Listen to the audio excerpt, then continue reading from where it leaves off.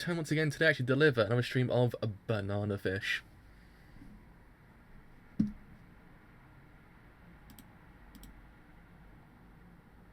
We're good to go. Even saying the name banana fish just kind of just made my heart just go, nah fam.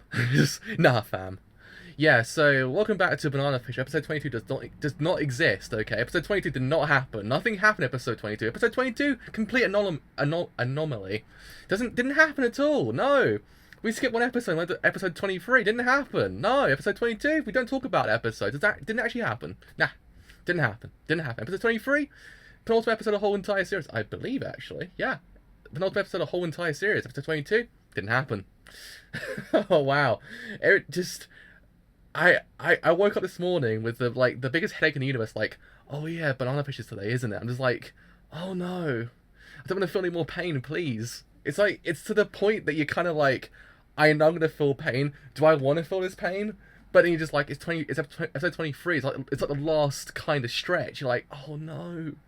But then you realise, oh yeah, I know I know it's not, I know it's not gonna be a very kind of good episode when it comes to emotion. Just like, oh no. So yeah, we're kind of episode 23 of Banana Fish after episode 22, biggest kind of cliffhanger in the universe, and also kind of the biggest fuck you moment in the whole entire series for me. I was like, why would you go and do that? Why would you logically sit there and go, I'm just gonna do that? Why would you do that? Why? I still haven't got over it, to be honest. I'm still just kind of like, it just didn't happen. It just didn't happen. Age is fine. Ash and AJ living happy ever after. Oh man, it didn't happen. It didn't happen. Episode 22 didn't happen. Complete anomaly. I can't even say the word. God damn it.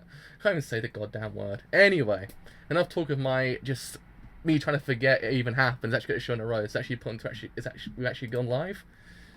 Because let's face it, we've got to watch the episode and see what actually does in 3 happen. I want to see if my boy survives. I want my boy to survive. I want Ash and AJ to live happy ever after. Okay, just give me that. Okay, it's almost Christmas. Give me a happy Christmas. Okay. I don't want another Noragami. Okay, Noragami was like the worst one. When it came to like, we're gonna leave you right here. There's very one pivotal moment in the storyline, and you won't know until after Christmas. I was like, why would you go and do that? So I don't want that again, please. So gone live for episode 23 of Banana Fish. Just put in brackets. Episode 22 did not actually happen.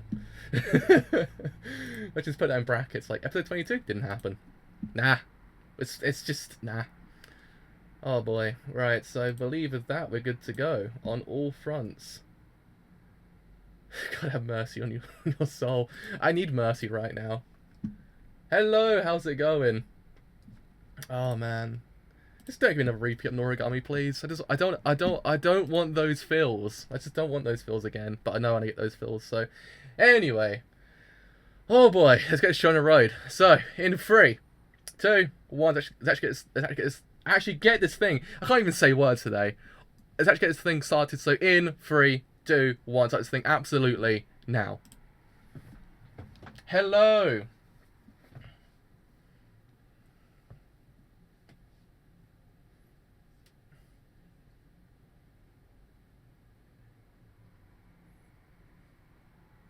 Blanca?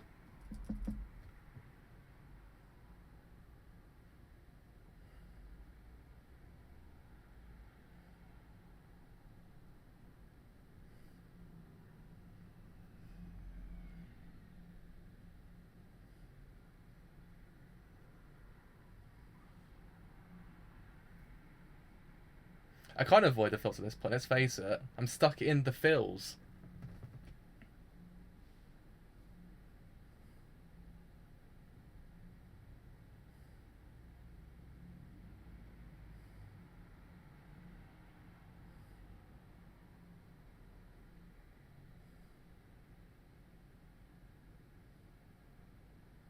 Oh man. But I mean, it might be interesting to see what actually does in 3 happen with Blanca's character as well, because I've always been kind of one of those people that said there might in 3 be that slight humanity in him. He might be that character actually kind of become the humanity in the kind of like, what's the word? In the darkness that was the second core in a way. Outside of the people we actually kind of know. But as I've always kind of mentioned, this series has always had that kind of really really nice dichotomy when it came to certain characters in the series. Like you had Lee and Ash, which actually was kind of the most pivotal kind of in a way dichotomy, because there were characters. Lee kind of wants something similar to what Ash doesn't really have. That's why he kind of like has an animosity towards AG, because AG is the key to kind of a sort of happiness. Lee doesn't have that, so it's like that's why he has an animosity towards him. It's always kind of interesting because you can see like one person is escaping his past, while another person actually just kind of accepted it, and actually kind of accepted and actually kind of went, you know what, I can't escape this at this point. Let's just continue like this. It's actually always been kind of interesting. It's just always a nice, really, really, really nice use of dichotomy. Hello, how's it going?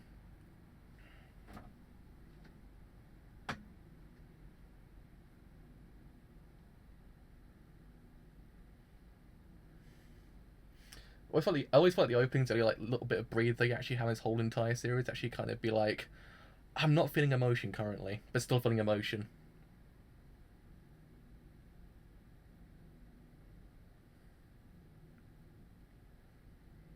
Oh, he's awake.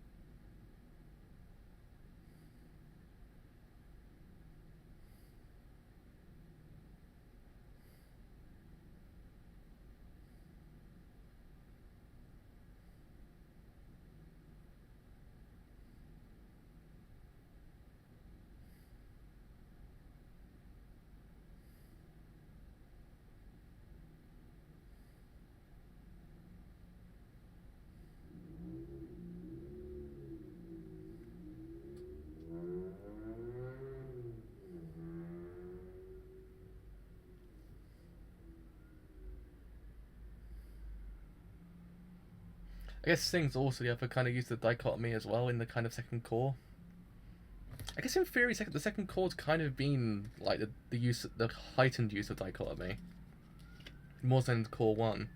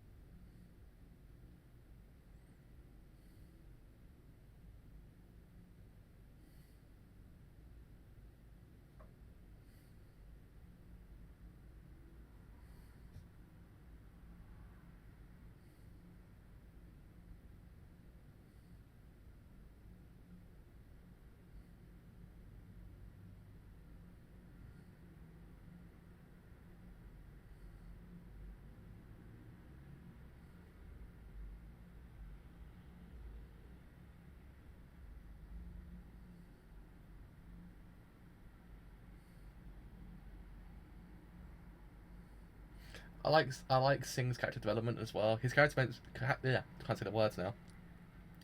His character developments have been really freaking amazing throughout this whole entire core.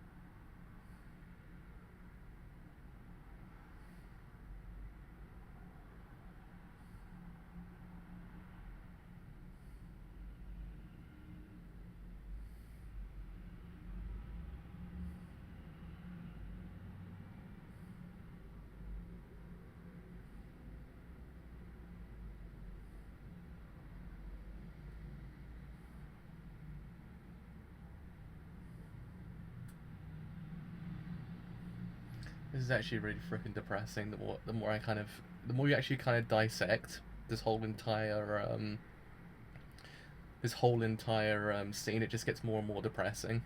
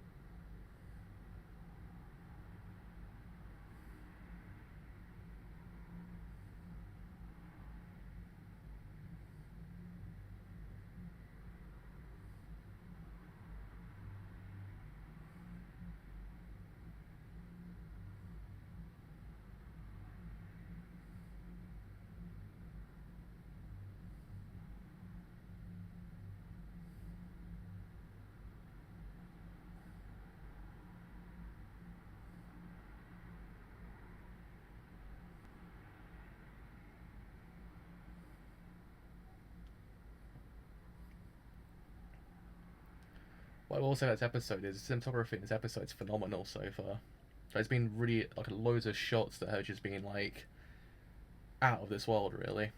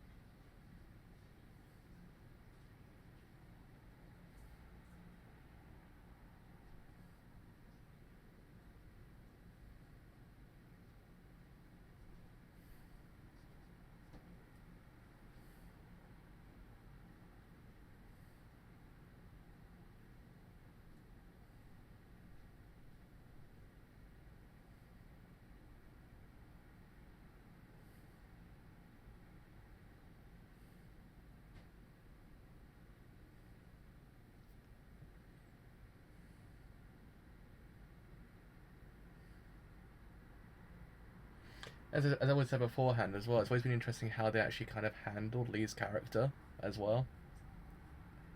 The whole entire course kind of been leading to that one kind of moment with him.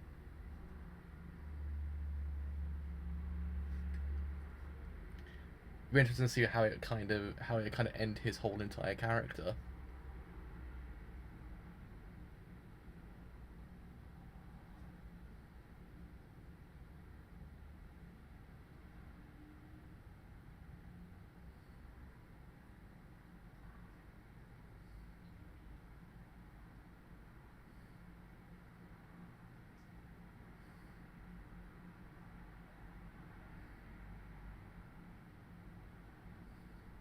Oh no.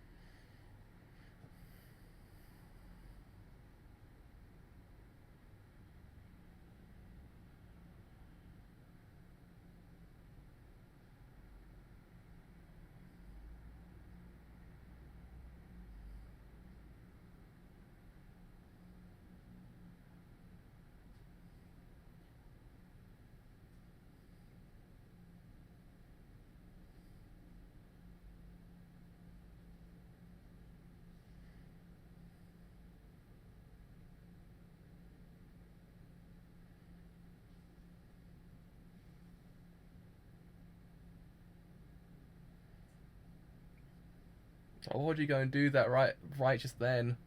Why would you go and do that?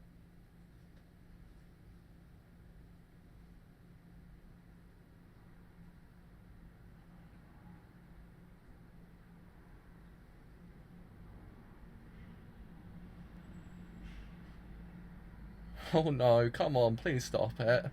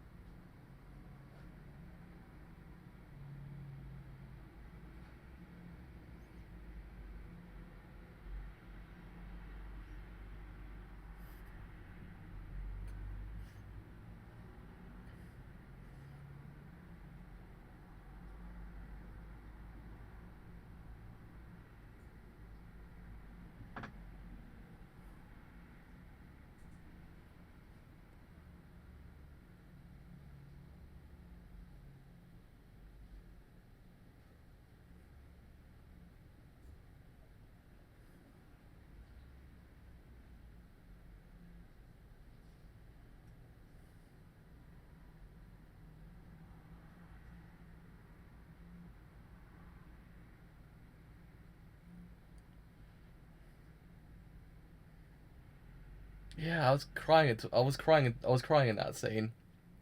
Oh man. Ah. I still haven't got over episode 8 of Zombieland Saga either, so my emotions are still kind of temperamental. It's so many things bottled up, and it's like, please have mercy upon my soul.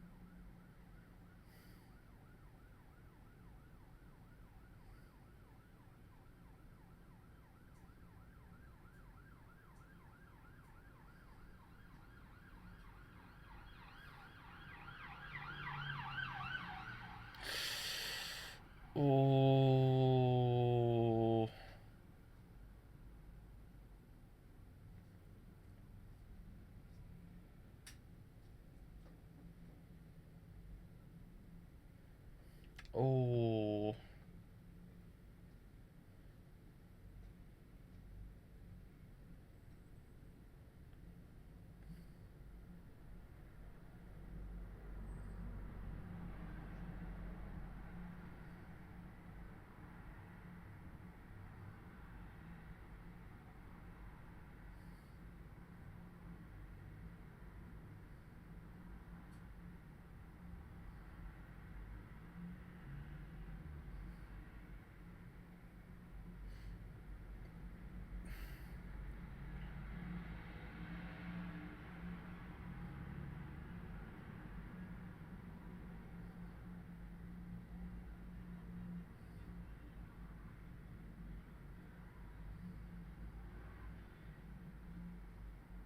God damn.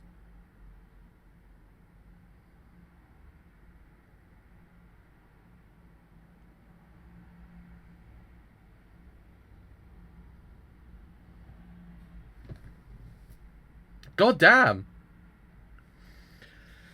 Oh boy, I mean, oh boy. Oh boy.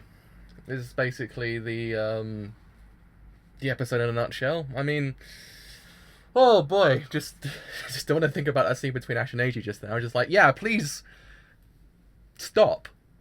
Because I don't, okay? I've had it, I've had I've had emotions, okay? I need to kind of, I need to, I go, I don't even know. How does one control their emotions? I never known how to. That's the problem. But yeah, I mean, holy shit! Right at the end, Fox just goes and shoots Dino. I was like, wow, okay, that's an interesting twist. I mean, it kind of then takes theoretically the person out that Ash wanted to take out in the first place, but then kind of puts on a different person who's kind of more in a way just psychotic.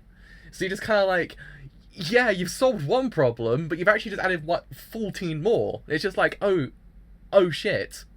So then the final episode is going to be this massive cacophony of just basically.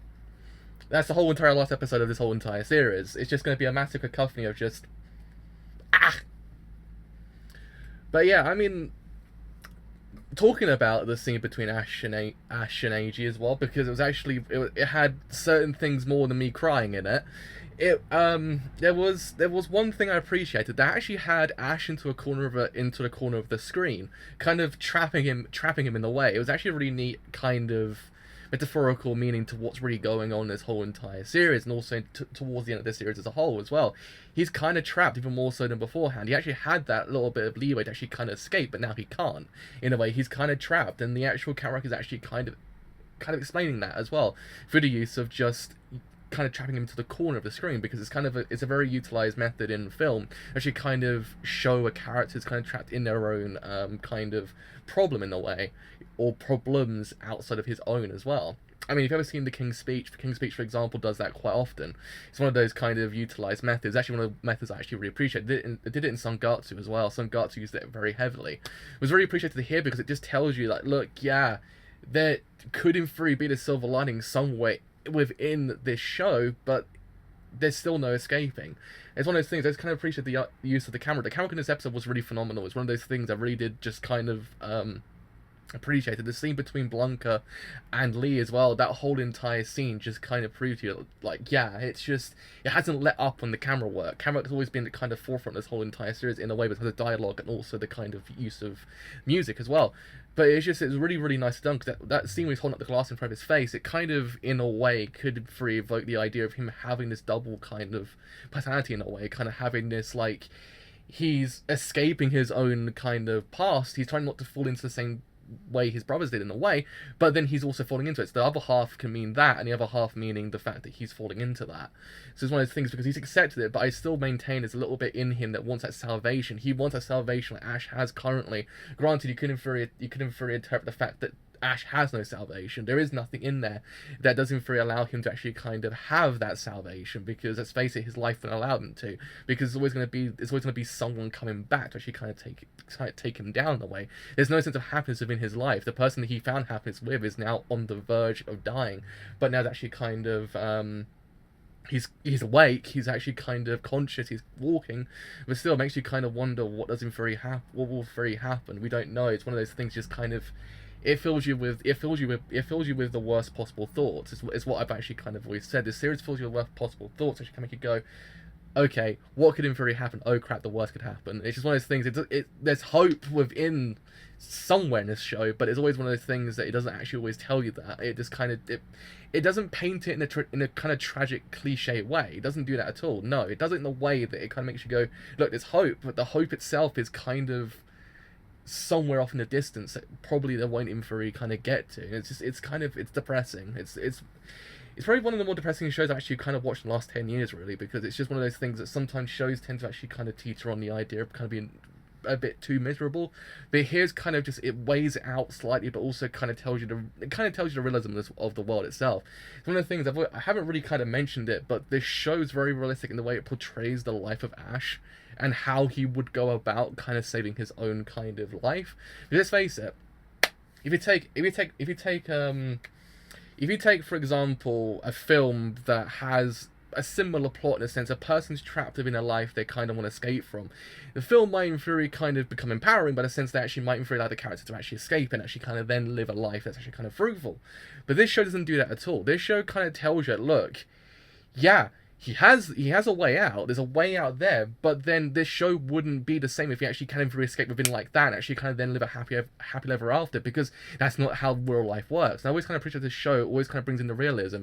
It kind of I always kind of thought to myself, it kind of reminds me a lot of La La Land in the way it actually kind of portrays the idea of how relationships work. The relationship between Ash and Age is kind of the same. It's not the same as me and Sebastian in the sense that it kind of has no kind of direct correlation, but in the sense that if you've seen the film, you've seen the ending, how the ending kind of in theory paints a different side of what would life be. It paints the Hollywood side of it, and it kind of, that's why I kind of got from this show as well. It kind of diverts itself away from the Hollywood system in the way it actually kind of gives you a storyline that's very realistic to how Ash's life is actually kind of portrayed. It's one of those things I've always kind of appreciated that, because it could in theory give you the best ending possible, but it doesn't give you that at all. It kind of gives you like, look, yeah, it's hope, but it's not always at the forefront. I always kind of thought to myself, that's actually really well done. I thought this episode actually kind of really proved that whole entire idea, because they might have actually, if it had been a different show, then Ash and Age's meetup might have been completely different. He might have said, look, we can escape, just we'll go away, go to a coastal island somewhere, live a life happy away from this whole entire world. But he knows he can't, because if he escapes with him, he becomes a criminal. So it's one of those things, it kind of brings back the realism of the situation itself.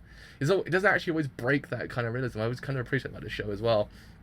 It's really well done. It's really well done. It's one of those ones it feels like a show that should in theory be dissected as time goes, and actually kind of then in theory be kind of held on a pedestal somewhere, and actually kind of like, look, this is how you actually do a storyline, because it's phenomenal. It really is. The show is absolutely incredible how it's actually just done everything. It's done everything I wanted to a T, but also then surprised me with a lot of things, and also made me freaking depressed at the same time. So good job. But yeah, as I was saying during the stream, during the beginning of the actual kind of bit with Lee, as I said during the opening, I always kind of thought that I was actually kind of interested in the idea of the animosity he has towards AG, because once you actually kind of realize the animosity he actually has towards him, and actually then you kind of realize the actual kind of backstory that Lee has, all of his actions, all of his ideals, all of his personality starts to make kind of sense in a way, because beforehand it makes sense because he's one of those characters you actually could in theory kind of predict, but then as time went on you sort of started to actually kind of pick up certain things about him that made you go, okay, that's why he's the way he is. But I like the way that actually kind of used as I said beforehand, used the dichotomy in the way that actually the dichotomy is used to the fullest, actually kind of create animosity towards AG, because in a way he wants what Ash has, because Ash has that escape. Again, it's not completely like 100% escape, but it's there. In a way, Lee doesn't have that. Lee doesn't have that escape at all, because he's stuck. He's accepted it, and it's actually it's depressing, because he's one of those people that kind of wants that salvation, but he couldn't get it. But then it kind of makes you wonder, will Ash get that salvation as well? That's also the kind of lingering plot point as well, is the idea of, will Ash get that salvation as well? Because let's face it, he probably won't. And then it kind of goes back to this whole entire idea of these two being kind of very similar in the way, Lee and Ash, in the way that actually kind of actually kind of shown, because it's always kind of been evoked this idea they're actually very similar in nature. I mean, let's face it, the dichotomy kind of proved that in a way. But then it's actually kind of interesting to see how it kind of ends their whole entire character, whether or not he just can't get salvation, much like Lee does, much like Lee has, really. More better word to actually kind of use in that context. But yeah, that's one side of the whole episode. The other side is actually Blanca's character. Blanca's character actually was very freaking fascinating, because he's been on that kind of redemption arc in a way, but it's one of those. He's an interesting character, because I said from the beginning, the way he's actually always kind of acted towards Ash, always kind of painted him to be that kind of character. They always had that humanity towards Ash in the kind of darkness that is the world that Dino kind of puts him into. He's kind of that humanity he actually needs. And I always find it kind of interesting that in this episode, he basically just dealt out every single truth that the show actually kind of needed. He basically, in a way, became the catharsis for the whole entirety of the show when it came to the truth of this whole entire narrative. In a way, he kind of proved to you, look, yeah, he's not your key to salvation, he's not going to save you can't put him into this, because if you do, he's going to become even worse off than you are currently. Let's face it, it's one of those things. It's an interesting kind of idea how it actually went about showing Blanca's character. Has always been very fascinating, because it just kind of came to this very one kind of point actually when, yeah, he's basically just given us what we've been saying this whole entire time. In a way, he's basically become, in a way, kind of what we understand to be the idea of this plot. Is actually he's a very fascinating character, because you actually understand his backstory as well, and actually how, in a way, you could interpret his life to be very much like Ash's one. A person devoid of emotion finds that emotion, and now it's actually begun to be taken away from him. But in the actual life of Blanca, it was actually taken away from him. But at this point, with Ash's character, he has to give him up in a way, because if he doesn't, he's going to become a criminal. So, I guess in a way, there's more than 3 dichotomies at this point. It's actually very interesting, because it's always kind of painted Ash's life is actually very similar to other people's life, but not in the way that it kind of feels a bit too like, oh, everyone's life is very similar to Ash's one. Everyone kind of has their own ways of working. It's actually very interesting. It's actually kind of very diverse for that very one reason. So that's why I really do appreciate it. Yeah, I mean, I actually get what you mean there. It's actually a very interesting take. I still want to see how they actually do end Lee's character, because Lee's character's ending will be one of the most interesting kind of endings, because again, he's being kind of painted to be an antagonist for the whole entirety of the series in a way, but who knows that he kind of has that realization moment that, look, I've actually sullied my hands with blood. There's no point in me escaping this. Let's go help someone, and actually kind of in a way get that pseudo redemption arc in the end. I mean, it's like episode 24, so it might be interesting. It might be interesting to actually kind of put it there, but it'd be kind of a very interesting way to actually end this whole entire arc. Actually, him becoming a better person in a way. I mean, it doesn't detract from what he's done. It doesn't detract from his actual actions. It doesn't detract from what actually kind of he's done for the whole entire series. But it does in theory kind of give him that redemption arc at the end, the kind of, in a way, exit that he wanted. But not to the point he actually did in theory want. Because let's face it, I guess he wanted Blanca because he might have thought Blanca might be that person that can in theory save him like AJ did to Ash. But in theory, no. It wasn't that at all. He knew, because he thought still, oh, I'll have someone who's very directly close to Ash that can in theory save me, but it wasn't the case at all, because let's face it, he didn't really have the exact same mindset. It's always been kind of interesting how they've actually kind of painted the relationships between certain characters, and it also said beforehand with Singh's character as well. Singh's character is kind of a prime example of that. The idea that he's kind of flung into this whole entire thing as well. It's kind of interesting to see how his character ends, and whether or not actually doesn't really muster the courage to actually kind of then lead this whole entire gang, actually kind of then not live in the shadow of someone else, because it's actually very interesting again, because there's also that use of dichotomy with his character as well. The idea that he's in the shadow of someone who's actually able to lead. So it'd be interesting to see about how that whole entire character arc ends as well. Yeah, it's sad because he did get eaten by hatred, but as Blanca said, he's a person that's completely unloved. He didn't have that person that Ash does. Ash, in a way, if Ash didn't have AG, he would have been consumed by hatred as well. Let's face it. If he escaped still, he would have been consumed by hatred to the point he wouldn't free become the same as Lee.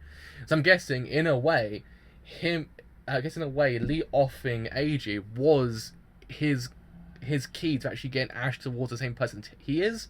So then he actually doesn't feel alone, because then he actually might in theory be able to save each other. I guess that kind of what he wanted in a way, because it then kind of paints even more to why he has that animosity towards AG, because it's a very interesting idea of why he hates him so much.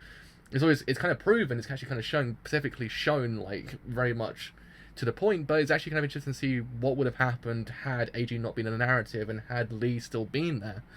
Or had Lee actually killed AG, what would have happened? Would he actually become the same person? We don't know. It's a very interesting kind of plot idea, really. But yeah, I mean, that's me.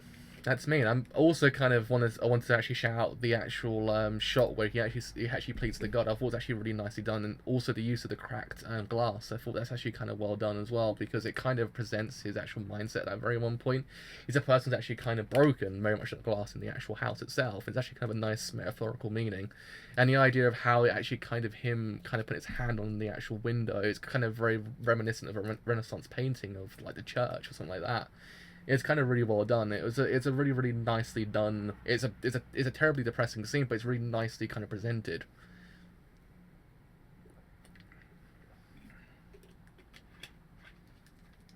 Yeah, but then he'll be consumed also by the hatred as well. The hatred still would be there. Let's face it. Because I guess in a way Ash would still want that escape from Dino's life. So in theory he still would have that hatred, but I guess in a way AG is his humanity in a way. So without AG there, he wouldn't have humanity left. He would be just kind of an empty shell, kind of as he is currently in a way, an empty shell, but kind of the only thing that he has going for him, AG is still alive. So it's actually one of those things that he's just like, please don't take him, take me instead. But yeah, I mean, that is me up for today. I'm gonna lie down in the corner and cry again, because still I've not got over that scene as well, because that scene was freaking depressing. So yeah, as always, if you have enjoyed this whole entire stream as a whole, then do leave that good old follow on Twitch, because indeed it actually does help me quite a bit. And also, you want to stay, yeah. And as well, actually, have enjoyed it here on YouTube, and you want to stay a bit long. I can't even say words anymore. Thank you. Actually, wish you a happy Christmas as well, and happy New Year as well. God damn it, 2019 is almost upon us. Oh man. So yeah, I actually have enjoyed the whole entire stream, and you actually want to leave a like on YouTube, and do leave a like, because indeed it actually does help me quite a bit. And if you have enjoyed it here on YouTube, and you do want to stay a bit longer, then do leave a sub, because indeed it actually does help me quite a bit. And also, if you want to stay a bit longer after that whole entire point, then do leave a follow on Twitter, because indeed that actually does very help me quite a bit. If you know the streams go live, and the other streams I do as well.